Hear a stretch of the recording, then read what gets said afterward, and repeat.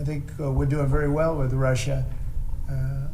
But right now they're bombing the hell out of Ukraine, and I'm finding it more difficult, frankly, to deal with Ukraine. And they don't have the cards. They don't have the cards. As you know, we're meeting in Saudi Arabia on sometime next week, early. And we're talking, I find that in terms of getting a final settlement, it may be easier dealing with Russia, which is surprising because they have all the cards. I mean, they're bombing the hell out of them right now. And I put a statement in, a very strong statement. Can't do that, can't do that. Mr. President. We're trying to help them. And Ukraine has to get on the ball and get a job done. Michael, could you come up here? I see Michael back there. Under President Trump's leadership. You put out a I think both parties want to settle. I think if I wasn't president, this war would have had no chance of settlement, zero chance. But I think we're going to get it settled and stopped.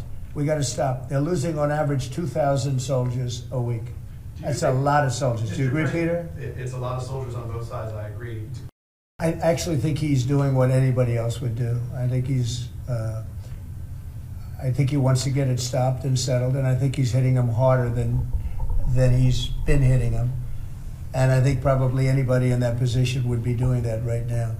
He wants to get it ended, and I think Ukraine wants to get it ended, but I don't see, it's crazy. They're taking tremendous punishment.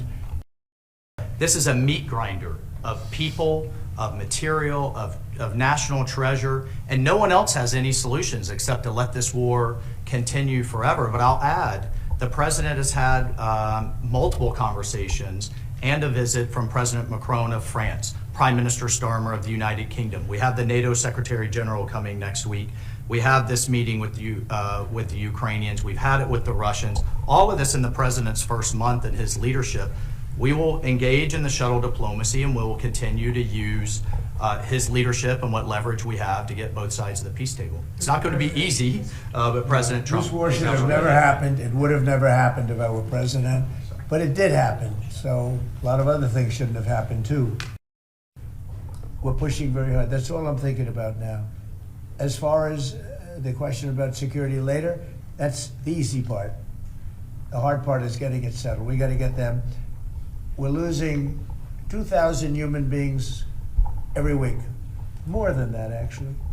2,000 nice, young, although they're getting older because they're drafting much older now. In the case of one country, much older, because a lot of the young people have been killed. It's very sad, and I'd like to see if I could stop that. And I'd like to also see if we could stop making these massive payments from the United States. I mean, Biden gave away money like it was water, with no anything, got nothing for it. Europe did it in the form of a loan. They get their money back, we don't.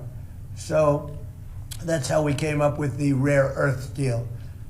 But we started, behind the eight ball. He could have gone to Europe. He could have said, "Come on, you got to put up money with us. You got to put up money with us." But he never did that. They just kept handing money out because he was grossly incompetent. All right, thank you very much, everybody. Thank you very much.